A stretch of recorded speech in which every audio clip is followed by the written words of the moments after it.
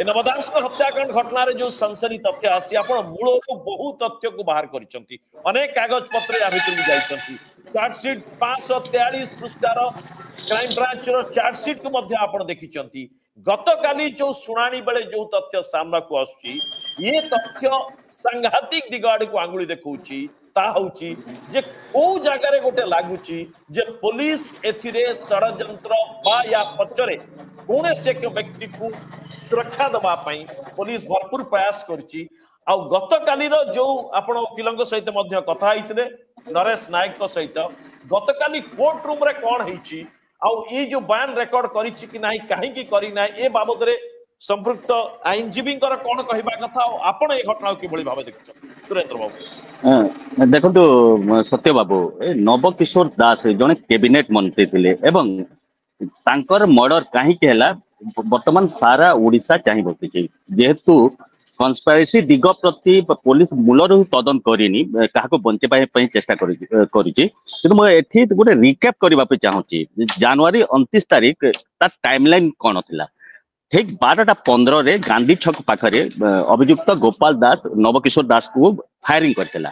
एवं 10 मिनिट भितर ही से नवकिशोर दास को गुरुतर अवस्था रे झारसुड़ा मुख्य चिकित्सालय को पठा जाइथिला एवं 12:25 रु दिन 1टा पर्यंत पाखापाखि 35 मिनिट से झारसुड़ा जिला मुख्य चिकित्सालय रे नवकिशोर दास थिले एवं परवर्ती मुहूर्त रे तांको जो रेफर करा हितला भुवनेश्वर को ताको VSS जो विमान बंदर अछि तांको पठाइतला किंतु गुरुत्वपूर्ण कथा होची नवकिशोर दास को दिन 1टा रे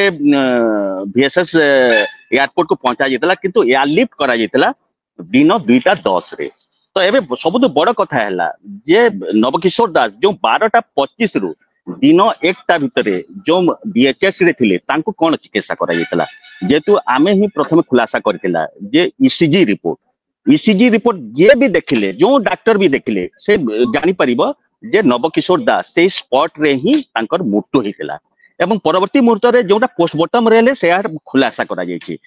किंतु जो क्राइम ब्रांच CDMO झारसुड़ा को इंजुरी रिपोर्ट एवं आउटडोर टिकेट मगा जाता जो कोर्ट रे तांको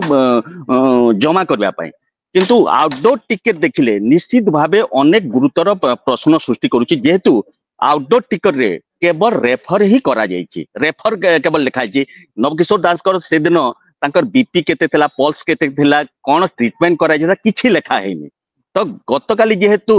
जो दुई जन डॉक्टर झारसुड़ा मुख्य चिकित्सालय नवकिशोर दास को प्राथमिक चिकित्सा करथिले तांकर साक्षी थिला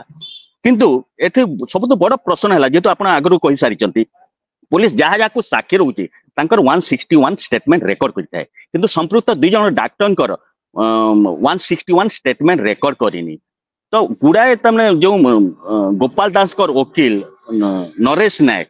तो गुडाए प्रश्न हेले करथिले क्रॉस क्वेश्चन करथिले ठीक भाव में डॉक्टर माने जवाब दे नथिले तो निश्चित भाव आमे कहि परिबा जे गत काली रो सुनानी ए संपूर्ण केस रो मोड़ को बदलै जाय पारे